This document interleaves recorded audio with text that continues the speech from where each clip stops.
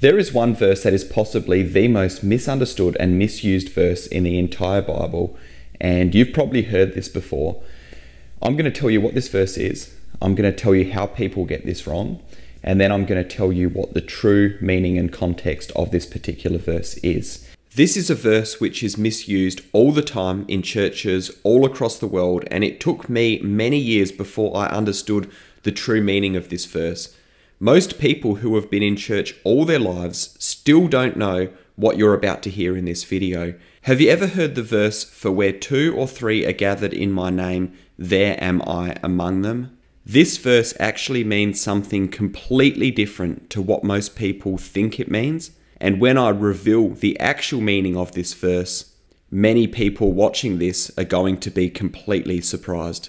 Before we get to that, we need to look at the context. Matthew 18:15-17, "If your brother sins against you, go and tell him his fault between you and him alone. If he listens to you, you have gained your brother. But if he does not listen, take 1 or 2 others along with you, that every charge may be established by the evidence of 2 or 3 witnesses. If he refuses to listen to them, tell it to the church, and if he refuses to listen even to the church, let him be to you as a Gentile and a tax collector." So the context here is church discipline, and Jesus is using the same principle that we see in Deuteronomy 19:15, where in that instance it's talking about a criminal case.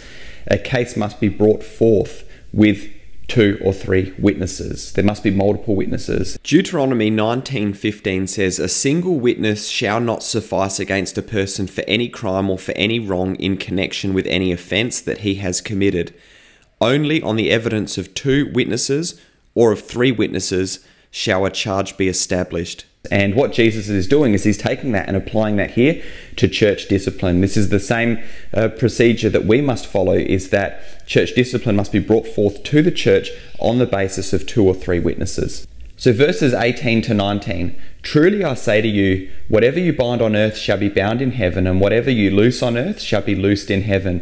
Again I say to you, if 2 of you agree on earth about anything they ask, it will be done for them by my Father in heaven." In Matthew 18, binding and loosing is not a mystical phrase about spiritual warfare or personal authority over demons or circumstances. It's a technical Jewish legal term with a very specific meaning in 1st century Judaism. In Rabbinic Judaism, to bind meant to forbid something, to declare it not permitted. To loose means to permit something, to declare it allowed.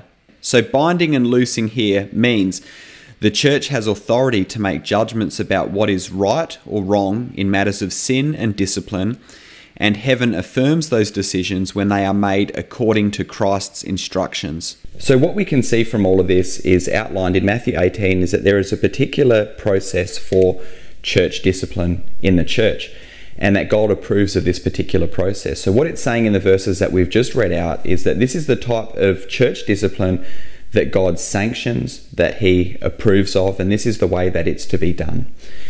So now we're going to get to that particular verse that is one of the most misused and misunderstood verses in the entire Bible. I'm going to tell you what most people think it means. I'm going to tell you what it actually means. Now keep in mind that the entire context leading up to this is in regards to church discipline and how 2 or 3 witnesses must be present in order for a case to be brought forth to the church. Verse 20, "For where 2 or 3 are gathered in my name, there I am among them." So most people will misuse this verse to apply it to a situation where there's a small gathering of believers, either in a meeting in church or in a home, and say where 2 or 3 are gathered, God is there with them. But this isn't what this is talking about whatsoever.